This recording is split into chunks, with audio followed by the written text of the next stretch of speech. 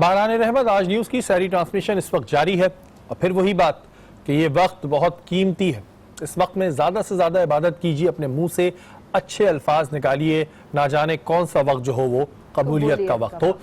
Doctor صاحب آپ سے میری وہ بات ہو رہی تھی، اسی کو ہم کنٹینیو کریں گے کہ جس گھر میں بیٹیاں نہیں ہوتی ادھر رونق نہیں ہوتی، چاہے وہ عید ہو چاہے وہ رمضان ہو، رونق بیٹیوں سے ہی ہوتی ہے۔ کتنا اتفاق کرتے ہیں اس بات سے؟ بسم اللہ الرحمن الرحیم، میں 100% اتفاق کرتا ہوں، کیونکہ میرا اپنا مشاہدہ اور جو اللہ تعالیٰ نے میری دعا قبول کی، 2 صاحبزادے عطا کیے پہلے مجھے، تو ایک دن اپنے دوست کی بچی چھوٹی سی تھی معصوم، اس کو میں گود میں لے ہوا تھا، تو میں یا اللہ مجھے بھی ایک رحمت عطا کر دے، اور اللہ نے وہ میری دعا قبول کی اور میرے گھر میں رحمت آ گئی، یعنی میری بڑی صاحبزادی پیدا ہوئی۔ تو یہ حقیقت ہے، اس کے آنے کے بعد بہت کچھ چینجنگ آئی، گھر کے اندر چینجنگ آئی، رزق میں اضافہ ہوا، شہرت میں اضافہ ہوا، اور اس کا سارا کام خود ہی ہوتا رہا۔ اور وہ ایک جو میں نے بات کی نا رونق کی، کہ جو ہمارے یہاں بہنیں ہوتی ہیں، کیونکہ میری اپنی بہن جب ان کی شادی ہو گئی اب تو وہ مجھے وقت یاد ہے کہ جب وہ گھر میں ہوتی تھی، جب ان کی شادی، تو اس کے بعد جو ہم نے رمضان گزارے یا جو عید گزاری، وہ بڑی ہمیں ڈاؤن سی لگتی تھی، لڑکے ہوتے تھے اور امی ہوتی ہیں ابو ہوتے ہیں، لیکن جو بہنیں ہوتی ہیں وہ واقعی ایک گھر کی رونق ہوتی ہیں۔ جن کے گھروں میں بہنیں ہیں ان کی قدر کریں، اور جن کی شادیاں بھی ہو گئی ہیں وہ بھی اپنی بہنوں کی قدر کریں۔ آپ سے کچھ پرابلمز پوچھنا چاہ رہا ہوں جس کی ریمیڈی آپ ہمیں بتائیے گا۔ کہ اکثر لوگوں کی شکایت ہوتی ہے کہ ان کے چہرے پہ الرجی ہوتی ہے، کسی کا کوئی اگر کوئی چیز استعمال کرے یا کوئی بھی XYZ ہو تو ان کے چہرے پہ کچھ لوگوں کی الرجی ہوتی ہے، دھوپ سے ہو جاتی ہے، کسی اور بات سے ہو جاتی ہے، اس کے لیے کیا ہوم ریمیڈی ہے؟ شہری بھائی دیکھیں، اکثر جو ہے نا جو کریمیں استعمال ہو رہی ہیں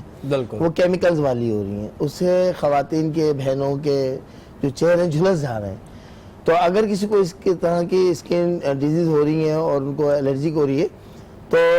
پودینے کے پتے لے لیں، پودینے کے پتیاں اچھی خاصی جمع کریں۔ اچھا یہ میں بتا دوں، پودینے 2 قسم کے ہیں، ایک دیسی پودینہ ہے، وہ اس کی پتی چھوٹی ہوتی ہے، بہت تیز خوشبو ہوتی ہے اس کے اندر، اور ایک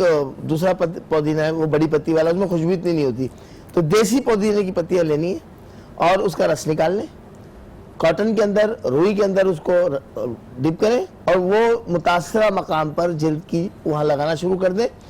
ایک مرتبہ لگانے سے ہی جو ہے وہ اسکن الرجی جو چہرے پہ ہو رہی ہے وہ غائب ہو جائے گی۔ اچھا، آج کل کیونکہ گرمی بڑی ہے، رمضان بھی چل رہے ہیں، لوگوں کو کام بھی کرنے ہوتے ہیں، لوگ بیچارے باہر بھی نکلتے ہیں، ظاہر لائف تو چلتی رہتی ہے، لو لگ جانے کی صورت میں کیا کریں؟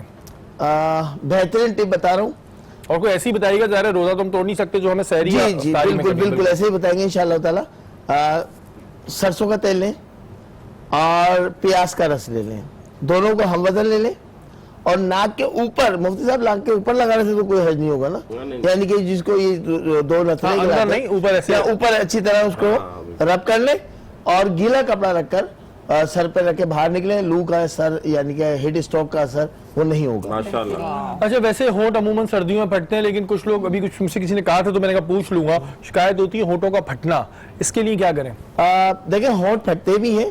اور ہونٹوں پہ اسکن بھی چینج ہو رہی ہوتی ہے، تو لوگ اس کو نوچ لیتے ہیں، نوچنے سے کیا ہوتا ہے کہ پھر وہ ہونٹ زخمی ہو جاتے ہیں، بلڈ نکلتا ہے۔ اس کے لیے بہترین ہے، دیکھیں مونگ کی پھلی کا تیل،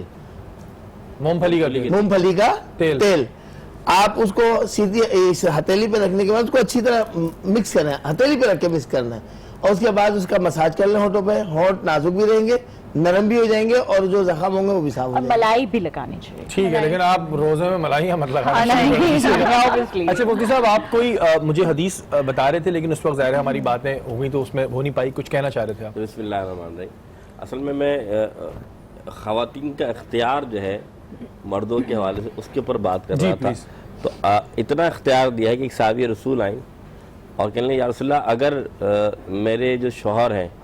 ان کے جیب سے یا خرچی سے میں بغیر پوچھے مال لے لوں تو کیا مجھے اس کی اجازت ہے؟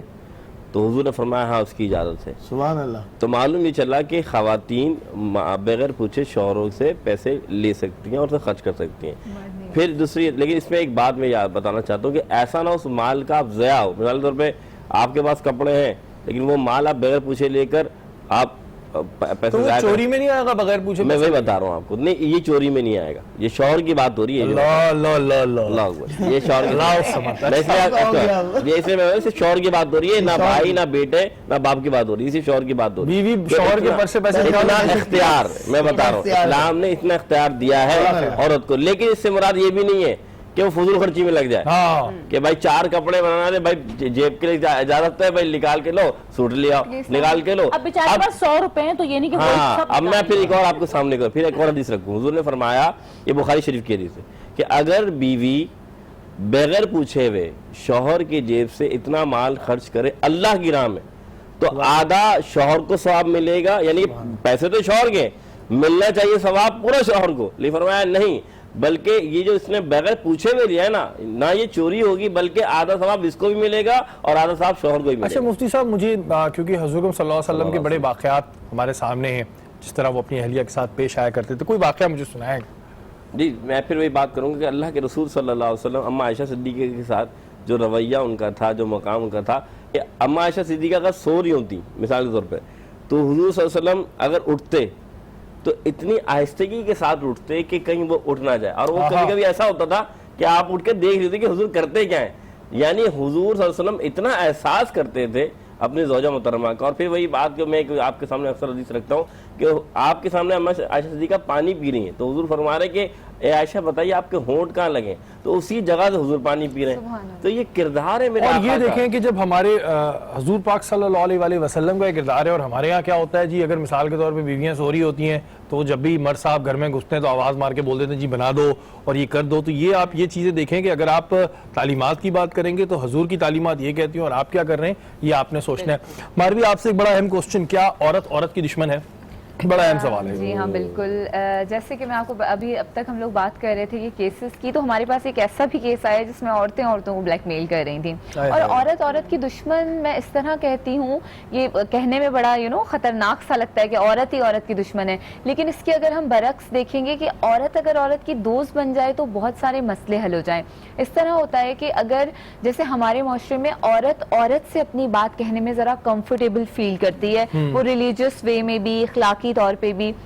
اب ایک لڑکی ہو رہی ہے ہراس، یا اس کو کوئی ڈسٹرب کر رہا ہے، تنگ ہو رہی ہے، اب وہ عورت کے پاس بتانے کے لیے جاتی ہے تو ہماری ہی عورت اس کو چپ کروا دیتی ہے، اس پہ یقین نہیں کرتی، اور اس کا وہ مسئلہ حل کرنے کے بجائے اس کے اندر 10 برائیاں نکال لیتی ہے، تم نے بال کھولے ہوئے تھے، تم ہنس رہی تھی، تم نے یہ کیا تھا، تو اس ایٹیٹیوڈ کو تمہاری غلطی ہوگی، اس ایٹیٹیوڈ کو ہمیں سمجھنے کی ضرورت ہے کہ جب ایک عورت کو عورت سہارا سمجھ کے آ رہی ہے تو آپ وہاں پہ انسانیت کا مظاہرہ کریں، آپ وہاں پہ وہ جو جیلسی اور یہ چیزیں ہوتی ہیں ان کو پیچھے رکھیں، آپ اس مسئلے کو حل کریں۔ عورت کے اوپر جو عورت تنقید کرتی ہے، کرٹیسزم کرتی ہے، اس سے گریز کریں۔ اچھا آمنہ، ایک پوائنٹ یہ بھی آتا ہے، اکثر جو عورتیں جب ان کی دوسری شادی ہوتی ہے تو بڑا وہ روتی ہے کہ بھئی یہ دوسری شادی کر لی، میرا گھر تباہ کر دیا، لیکن یہ تو کوئی نہیں سوچتا دوسری بھی تباہ کرنے والی بھی تو عورت ہی ہے، ظاہر ہے وہ کسی عورت سے دوسری کر رہا ہے۔ بالکل، اور دوسری بات یہ ہے، لیکن اگر ہم اس کو ہم دوسرے پوائنٹ آف ویو سے اگر ایک بات سوچتے ہیں کہ تمہارا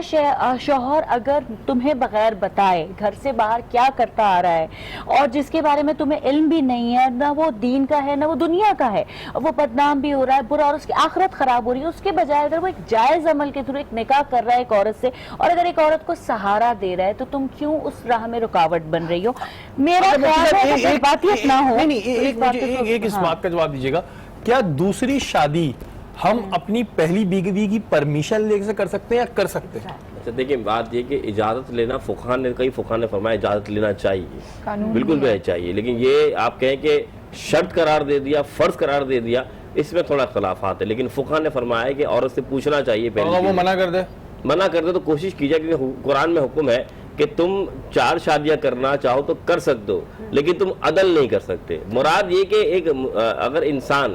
لا یستطیعون، قرآن نے فرما دیا ہے کہ، اور فرمایا کہ تم استطاعت ہی نہیں رکھ سکتے کہ تم عدل کرو، یہاں تک کہ اگر تم نے شادی کر لو تو ایسا نہیں کہ ایک کے ساتھ تم لگ جاؤ اور دوسرے کو جھڑک دو۔ اچھا قانون میں کیا ہے؟ میری بات واضح کر لوں، میں اس کے بعد آگے بڑھے گا۔ یہ قرآن پاک کا میں آیت کا مفہوم بیان کر، اس سے مراد ہی یہ کہ انسان عام طور پہ عدل نہیں کر پاتا، اگر وہ عدل کر سکتا ہے تو بالکل وہ 2 شادی کیا وہ 3 شادیاں کریں, 3 شادیاں کیا وہ 4 شادیاں اور کریں. جس طرح سے اب اگر اس کو لگتا ہے کہ وہ عدل کر لے گا, لیکن یہ ہے کہ عدل کر نہیں پائے گا. عدل, اور حقیقت بات یہ کہ عدل نہیں کر پائے گا, ٹھیک ہے, کیونکہ ہر ایک کے اندر اسٹیمنا نہیں ہے, پاور نہیں ہے. اچھا, اگر ہم قانون کی طرف جاتے ہیں تو قانون میں یہ ہے کہ اگر عورت کی پہلی بیوی کی بنا اجازت لیے شوہر نے دوسری شادی کر لی ہے تو وہ پہلی بیوی اس کو کیس کر سکتی ہے اس کے اوپر, ٹھیک ہے. اچھا, اب اس طرح ہے کہ یہ کیوں ہوا, یہ قانون کیوں آیا؟ کیونکہ ہمارے یہاں جرنلی پریکٹس یہ ہے کہ عورت کے اندر کوئی نہ کوئی کمی نکال دی جاتی ہے کہ تم ماں نہیں بن سکتی, یا تم صرف بیٹیاں پیدا کر رہی ہو, یا تم یہ کر رہی ہو وہ.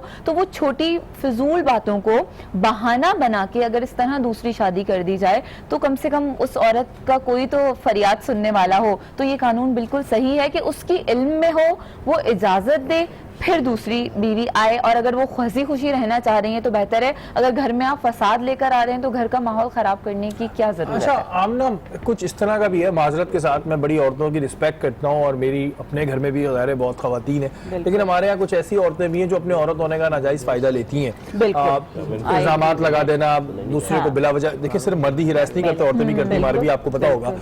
ان کا کیا کیا جائے, کیونکہ کچھ کی وجہ سے پھر ہم سب کو ایسے دیکھنے لگتے ہیں کہ شاید ہر کوئی ایسا ہے.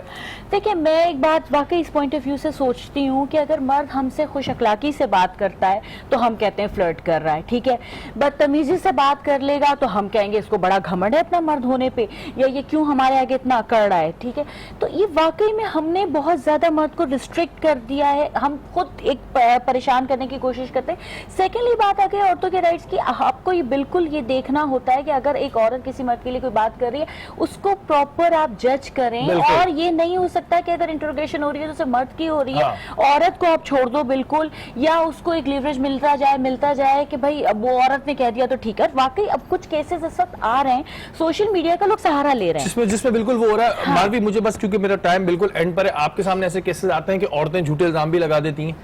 ہاں بالکل کیسز آتے ہیں ہمارے پاس, اکثر کیسز آتے ہیں کہ کوئی لوگ اپنے پرسنل مینز کی وجہ سے لوگوں کو نقصان پہنچانا چاہتے ہیں. تو اس کے لیے ہم نے اپنی SOPs اس طرح کی بنائی ہوئی ہیں کہ ہم تھوڑا ویریفیکیشن کر لیتے ہیں, کوئنس کے دونوں سائٹس پہ دیکھ لیتے ہیں, بالکل دونوں سائڈ دیکھنی چاہیے. مفتی صاحب بالکل ٹائم کم ہے, آپ کچھ کہنا چاہ رہے ہیں؟ بالکل فرمایا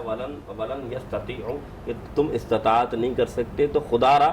جو اللہ نے نعمت ایک بیوی کی دی نا, آپ پہلے اس کی حق ادا کر لیں پھر دوسری جانب بڑھیں. بالکل جی, ہمارا آج کا موضوع اسلام میں عورتوں کا مقام اور ان کے حقوق.